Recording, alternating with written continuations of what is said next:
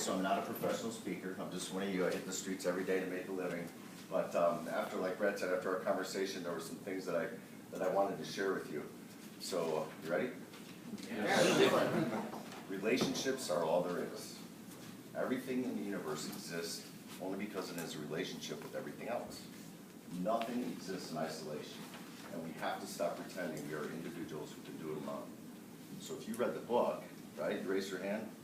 You remember that's the first paragraph of Never Eat Alone, which is the book that I read in 2006. I went to a conference, and Keith Ferrazzi, who's later become a friend, did a speech about the book, and I was so fascinated with it, I read it on the way home, and I've probably read it 6 or 7 times since then.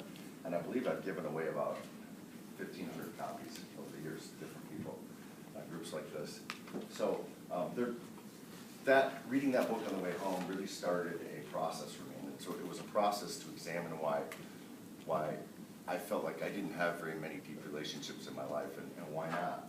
And I'll tell you a little bit more about that in a second. But the 3 takeaways that I'd like you to take away today, they say keep it simple, so keep it to 3. And those 3 takeaways are: relationships matter more than transactions. Relationships matter. The second is connecting is a basic human need. I don't know that that's a fact, it's just my opinion. And the third thing is that we underestimate our power to do good. And so all I'm going to do is share with you through storytelling format a few examples of some of those items. So the first topic is relationships matter more than transactions. Put up a slide of a field of wheat here. My previous life before I was an advisor, I started in this business in 2003. But for the first 20 years of my career, until 1998, I was a commodities trader in Chicago. And I traded soybeans and corn and later interest rate futures. And it was probably the prime example of primitive culture, of somebody going to work every day and fighting tooth and nail just in order to get a piece of meat on the table for his family. And the primeval thing about it was the guy next to me, or the gal next to me, there wasn't too many gals in the pit because it was so physically demanding, but the guys in the pit were fighting with me for the same thing. We were all fighting to feed our families to make a living. And there was no need for relationships. There was no need for planting seeds. We were hunters. We hunted to kill. The difference is, that's why I put up a field of wheat here, our business is different now, right? If your approach was to hunt and kill, you might be able to bring some food home once in a while, but over time you wouldn't grow any sort of basis or any sort of goodwill over the period of time of your career. So it's the same way for me. So what I like to do is use the analogy of a farmer planting a seed, the concept of a farmer versus a hunter. And the farmer has to plant his seeds, he has to cultivate them, he has to take care of them. And if he does a good job, he'll have food for his family in the winter, he'll be able to do it again next spring with the seed from last year's crop. And that's really a paradigm, that was really a big paradigm shift for me, going from the career that I was in to the career that I went into. And I knew nothing about what I was going into yet. So a story to sort of illustrate this farmer concept for you. I was, when I was new in the business, I was still trying to get a few decent clients, and I had heard of a doctor in our town. His name's Dr. Tompkins. And Dr. Tompkins was an orthopedic surgeon, a spine surgeon. Made a good living, as you can imagine, and was also well known for being a pretty significant center of influence. And I somehow got Dr. Tompkins' cell phone number from a buddy, and I started calling Dr. Tompkins' number about once a week for a few weeks. And every time I called, his nurse, Lisa, would answer. And Lisa would say, "Hi, this is Dr. Tompkins' phone." I'd say, "This is Mark Chamberlain. I'd love to take Dr. Tompkins out to breakfast and talk about a few things." And I'm sure he got dozens of calls a week from a guy like me, especially with somebody who is known to have money and be a center of influence. So I'd call. She'd always be very polite, very respectful, but I could never find any time on Dr. Tompkins' schedule. A couple weeks later, I'm at the high school football game in my town in Chesterton, and I'm over here in some conversation. Some friends of mine, "What are you going to do this weekend?"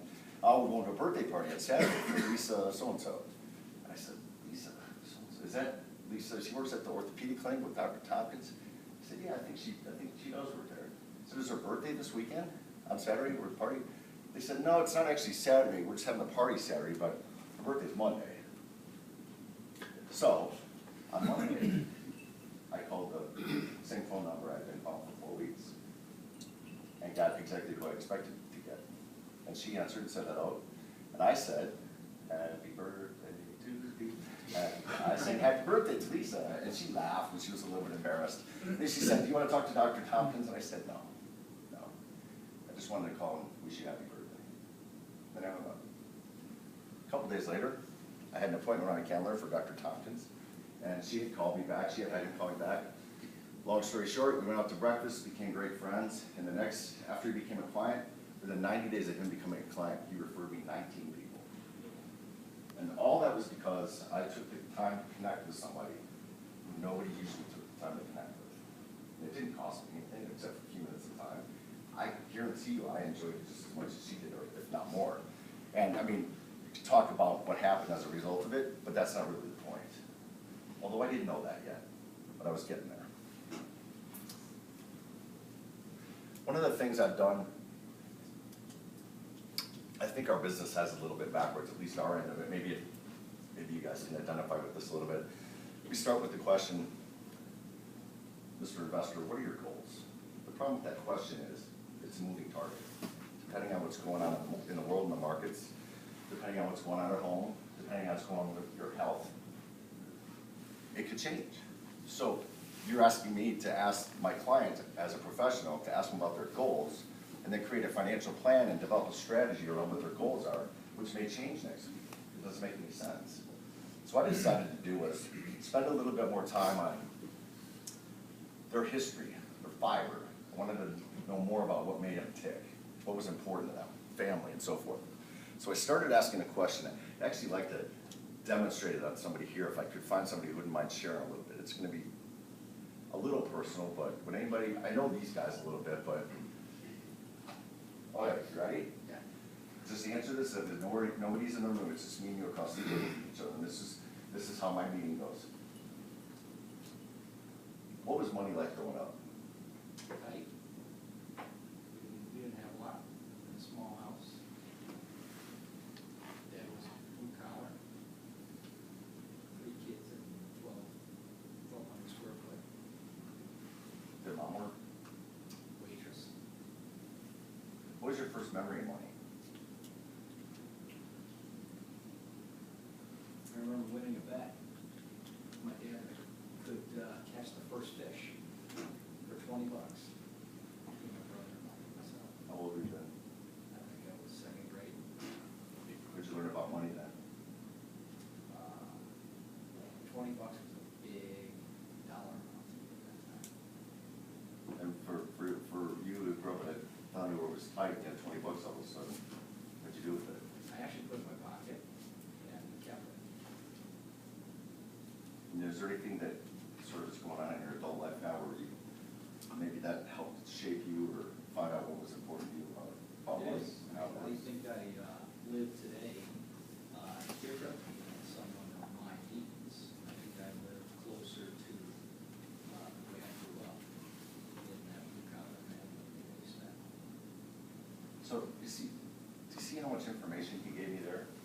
If I'm his advisor about what's important to him, I'm sure if he grew up with 3 kids in a small house and his mom was a waitress and, you know, he would probably make, I'm assuming some things, but if we got to talk a little bit further, you can get where I'm going here. You know, I learn about what's important to him. I learn about a little bit about his values. His kids, he probably doesn't want to have his kids go through the same thing. He wants better for them. So he gives me a lot more things, and the things he just gave me, they don't change if the market changes. They just are him. And the perfect example of that story is a friend of mine, Bob. Bob owns a string of car dealerships, and he does pretty well for himself. And I asked Bob that question, and Bob said, Bob, was money like growing up? And he says, things were, you know, tight. My dad was a car salesman, so we'd always have a new car, and everybody thought we had money, but we didn't really have a car. But we just had a new car every once in a while, so we could drive the demo. But we really didn't have that much money. But I said, what was your first memory of money? He says, we were at the grocery store, me and my stupid 10-year-old brother. And it was back in the days when, there's a few people old enough to remember this, when your mom would go shopping at the store, she had this little clicker that if you get a loaf of bread, you click, they have calculators now for that, but it would be loaf of bread and it's this much, and a gallon of milk and it's this much as she put in the cart. Well, and a lot of people did that, and I can remember that growing up with my mom, because they had a budget. You know, they had $20 they had to spend in the store. So he said, I remember my stupid brother, we're near the checkout, and he talks me into picking up a Willie Nelson tape off the display there near the checkout. And I tossed it in the cart, my mom never saw it. So we're going through the line, and the lady's checking me out, checking my mom out, and she gets the last item, she tells my mom what the total was, and my mom didn't have enough, she was over. And he said, I'll never forget it. She broke down and cried right there in line at the store. And to this day, Bob's that guy, he's that millionaire next door. He lives way below his means. I mean, he lives comfortable and all that, but doesn't drive a fancy car, doesn't have a, you know, particularly fancy house. But he told me on more than one occasion, he is never going to let that happen to his kids. And that stuck with him. He was 8 years old when that happened. The second point is connecting is a basic human need. Again, I don't know if this is a fact or not, but I kind of like this slide with the kids and the connecting, because it's, excuse me, by the way, the kids and connecting, oops, this slide, I mean. Yeah, it's kind of cool to see how things are connected together then. And, you know, what does connecting mean? It's a sense of community, about building trust, and it's like a tribe. I mean, think about it in primitive terms. You know, the cavemen would sit in their caves and be worried about attack from the saber-toothed tigers every night, but if they stood in a circle with their backs together, they could protect the entire tribe from the saber-toothed tiger. That's building a sense of community and trust. And I'll give you a perfect example of that. You live in Chicago. You know everybody in Chicago? No. But you have a lot of people in Chicago that you know and trust. Yes. Okay. So if one of those people that you know and trust walked up to you on the street and said, hey Trevor, you should eat at Joe's restaurant down the street. If you was somebody that you knew and trusted, there would be some credibility there with that recommendation, right? But if one of those people that you didn't know in Chicago walked up to you and said the same thing, you'd think, who is this guy? Who is this nut? You know, there's no credibility. There's no sense of community or connection with this guy. But the interesting thing about that, if you go to New York and you see a guy with a Cubs shirt on, and he walks up to you and says, hey, you should eat at Bill's restaurant, he automatically has another level of credibility with him. Even though he's still one of those guys from Chicago that you didn't know before, now that he's in New York and you're in New York, you have a very unique sense of community. You guys know what I'm talking about with that? And you can take that to Paris, and you can meet a guy from Alabama, and now you're two Americans, and you can have the same conversation, and he's from nowhere near where you are, but that sense of community, it's something we actually seek out. And we're looking for excuses to want to connect with people. That's where I got the concept that it was a basic human need. One of the things that makes the connecting, one of the things that drives that, there's a chemical in our body called dopamine. And dopamine is it's a very strong chemical.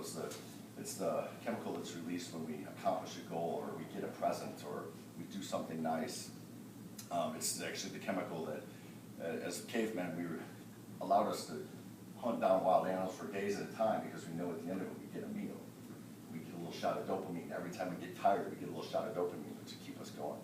The problem with dopamine is it's extremely addictive. More addictive than almost any other drug.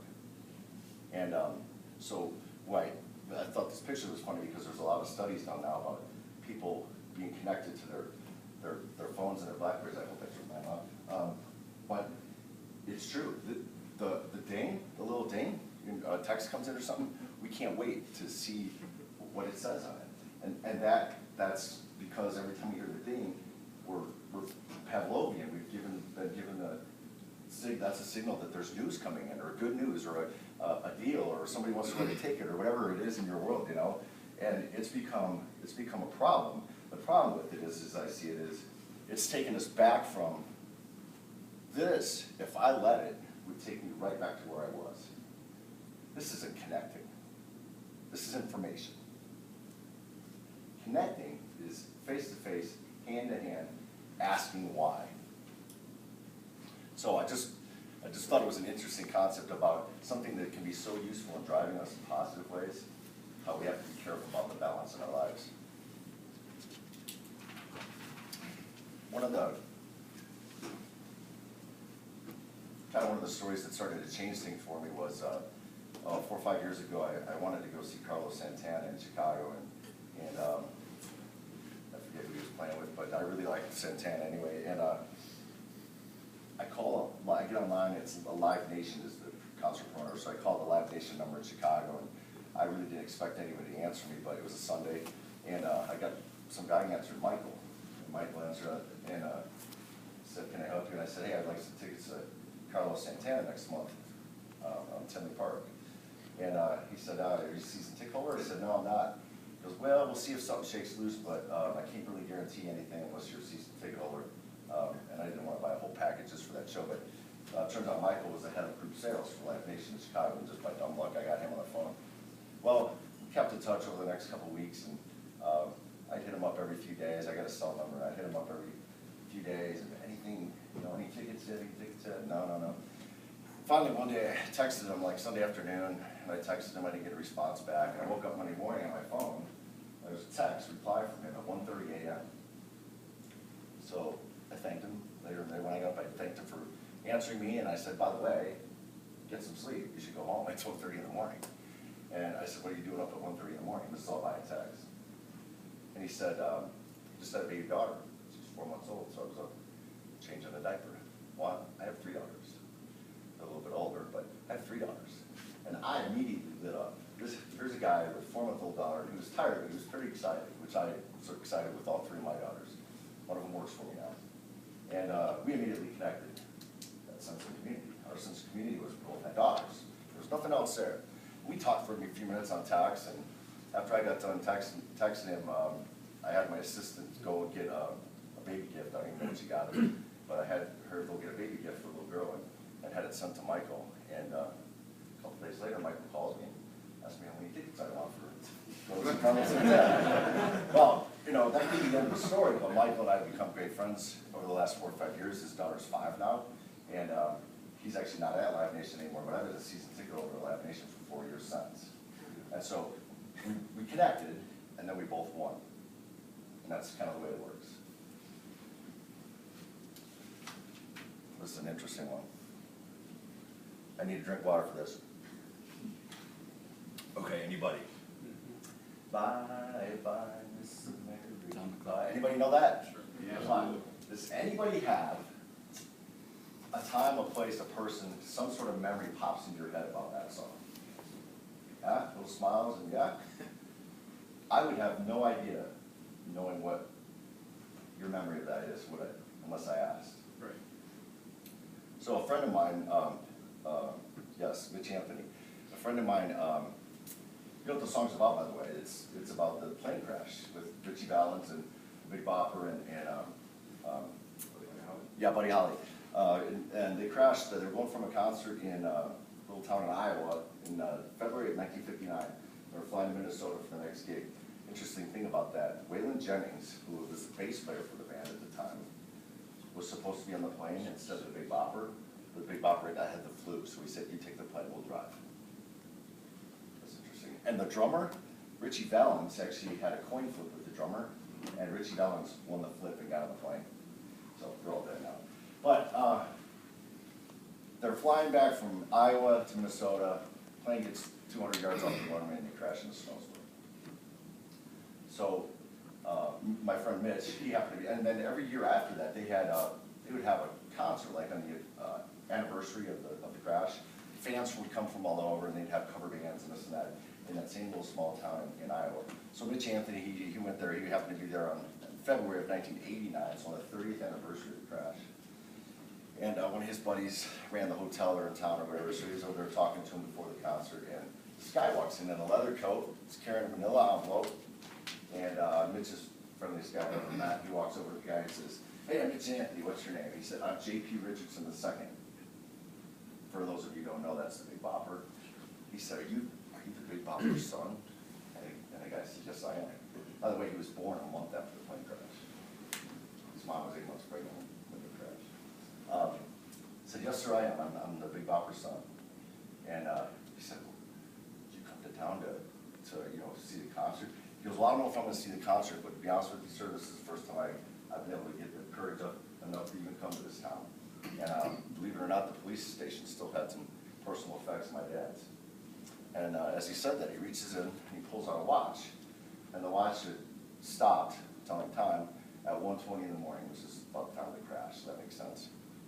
So he turns it over. Big operator, very generous to charity, and there's an inscription on the back of this watch some charity had given it to him, thanking him for his work. And he turns the watch back over, and Mitch says, as sure as I'm standing there, that thing started to tick. And J.P. Richardson, the second, turned white as a ghost, dropped the watch back in the envelope, and ran off.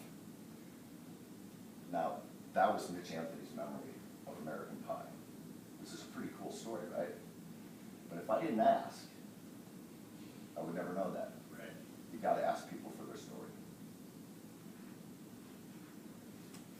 The last thing I wanted to talk about was we underestimate our power to do good, and this one's a hard one for me to get through, so they're very personal stories, and I've learned a lot from them, but it's just it's hard for me to tell sometimes. LinkedIn, this one's easy. Back when LinkedIn was invented, I don't know, back when I discovered it, which was about 4 or 5 years ago, I remember meeting a girl from the Rotary Club. It was a new young lady that was new to Rotary, and we exchanged business cards. She was probably 28, 30 years old, and I gave her my card, and I get back to the office that afternoon. She had extended me an invitation to connect on LinkedIn, and at the time, I probably had 20 connections. I just started doing this, but I was pretty sure that there was only so much bandwidth that LinkedIn could go around, and I would have to be very selective about who I would allow into my network. So I was not sure what a 28-year-old could do for me. So I didn't accept her invitation. Now the best thing I did was I didn't believe. I was in the middle of reading every loan again for the second time, and I was still evolving and kind of learning about this relationship thing. And a couple days later, I had saved it there, and I went in and accepted it. So I saw her a couple weeks later at Rotary, and she said, unfortunately, I was on your LinkedIn and saw some of your contacts. Unfortunately, I just lost my job since we've talked last. And she was in the healthcare business, and I work with a lot of docs. I'm on the hospital board and stuff. And she saw some of my contacts, and she said, would you make an introduction to me with some of your contacts? I said, absolutely not. I'll do more than that. I'll tell them, what a great gal you are from Rotary and how much you do community service and so forth. And so I made a few introductions, and fast forward to this day, she's still working for the organization that I introduced her to the CEO. She's obviously grateful to me. We have a pretty good relationship now. I changed her life. I got her a job. And the CEO of the hospital is very grateful to me because it's one of his top young talents at the hospital. And all that cost me was stopping for a minute and realizing that the world doesn't operate from a place of scarcity. It only does if you allow it to. The world is supposed to operate from a standpoint of abundance. There's more than enough to go around. There's more than enough business to go around in this room for me as an advisor to get clients. And there's certainly more than enough bandwidth on LinkedIn for me to allow a 28-year-old girl in there that has enough common sense to want to use that as networking.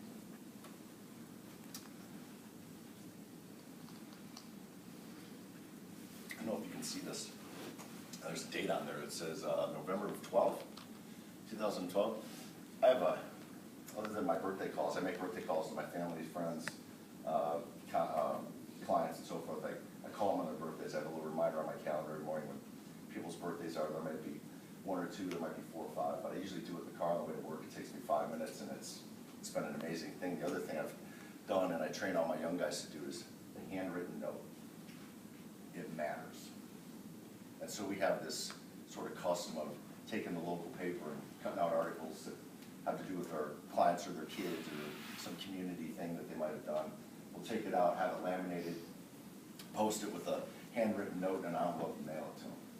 And you don't really know what happens to them after you send them out. Once in a while I get a comment that says, hey, thanks for the card and so forth. But my partner was actually in this client's house. This is April of 2014, he took this picture. So this thing's been sitting there for a year and a half on their family bulletin board. It matters. Sometimes you won't always hear about it, but it matters.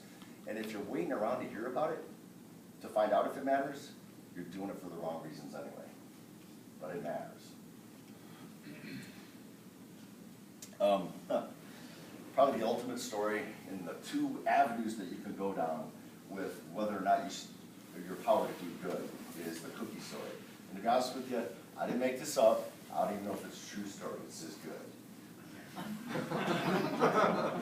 So this guy goes to the airport, and he's a little bit early for his plane, and he walks into the bodega there, and he gets a newspaper and a box of cookies. And he goes and finds a place to sit down and read the paper. He sits down, there's an empty seat next to him. He puts the stuff down, opens the paper up, and starts to read. A few minutes later, a woman comes and sits down, and she's got a paper, and there's still that spare seat in between them, and she sits down and she starts to read her paper. A few minutes later, the guy looks down, he's reading his paper, and he sees a hand reach over onto the chair next to him and reach into the box of cookies and grab a cookie and eat it. And he kind of did a double take and looked over, and she was chewing on the cookie. So he kind of reached over as if to say, thank you very much. He took a cookie and he ate it. He goes back to reading his paper, and a few minutes later, there's that hand again, coming over to grab one of the cookies. And she eats another one. And so he grabs one, he eats another one. And this goes back and forth until there's one cookie left. And he looks down at the cookie, and she looks down at the cookie, and then they look at each other, and she says, go ahead, you can have it. So he eats it. Now, of course I can have it. He eats it, he gets up, and he goes away, and he gets on the plane, and he's loading his stuff into the overhead, and he looks at his briefcase, and there's his box of cookies. So, what were the two ways to look at that situation? Those are my cookies. How could you that was his view of the world of scarcity, right? Her view of the world was a view of abundance. Of course, I've got more cookies here than I could eat. Please enjoy having them. You can even have the last one. You see the difference between those two attitudes? Okay, last story before I close, but it's really it's almost embarrassing. It is embarrassing to tell this story, and I only tell it because I hope that, if something like this were to happen to you, that you could be honest enough with yourself that you wouldn't let it happen again. I went to high school with a girl named Beth, and Beth was she's a year older than me, and she had kids about the same age as me. She had 2 kids, I had 3. We knew each other from church, see each other around town. Somewhere in her mid-30s, Beth got diagnosed with MS. Pretty bad MS. I don't know much about MS, but it was pretty bad. By the time she was 40, she was fully wheelchair bound and dependent on her husband to take care of her. Not just a wheelchair, but everything had to be stabilized, kind of in a wheelchair, really, really serious. And I didn't see Beth much last 10 or 15 years or so. I went to the grocery store a couple weeks ago, and I saw a woman in a wheelchair, and I didn't know who it was, but when I got closer, I realized that it was Beth. And this is where it gets embarrassing. I don't know why. If it was just somebody in a wheelchair and I didn't want to bother to have a conversation, or if it was Beth, I don't really have anything against Beth. If it was just, I was in a hurry, I don't know, but I intentionally walked around her. I walked around her to another entrance, kind of looked the other way. I'm not sure she even really saw me, but I made sure that I didn't see her intentionally. And when I got into the store, I grabbed the cart, and I felt really crappy about myself. How could I do that? Why would I do that? And I said to myself, if I ever got an opportunity to make a better decision, that I would do it. And as life would have it, I got an opportunity to do that within about 3 minutes after I made the first bad one. Because as I turned around, there was Beth and her husband walking into the same aisle that I was in. So I turned around and I said, hey, Beth, and I gave her a hug on the wheelchair. And I said, hey, Al, to the husband, and we chatted for 10 minutes probably. We talked about kids. I'm about to be a grandparent for the first time, and they have 7 grandkids, and we got caught up a little bit, this and that, not close friends or anything, but it was just a pleasant little 10-minute conversation. And I walked away feeling really good about myself finally, again, okay? But that's the point. I walked in feeling bad about myself. I walked away feeling good about myself. It was all about myself. It wasn't about her, the power that I had to change that life. It was about how I felt about me. So a couple aisles later, I run into Beth and Al again, and exchange a couple more sentences, and hey, good to see you later. I'm walking down the aisle, and Beth yells out to me. She goes, "Hey, Mark." I turned around and I said, "Yeah, Beth, what?" She goes, "Thanks for stopping to talk. It meant a lot." Feel that? It matters. That's all right here. We underestimate our power to be good. I was at a leadership conference a couple weeks ago, and just to wrap up here, Andy Stanley was one of the speakers. He's a great speaker, and he said, the value of a life is always measured by how much is given away. We don't celebrate accumulation. We celebrate generosity and selflessness. The value of a life is always measured by how much is given away. Think about it. Think about your funeral. Think about your friends' funerals. They're not going to celebrate what kind of car you drove or what kind of bank account you're going to have. They're going to celebrate what you did, who you were, what you gave away. So my question is, I wrote it down so I wouldn't forget. My question is, how are the relationships in your life showing up? Are they worth it? Have you made them worthwhile? And how much have you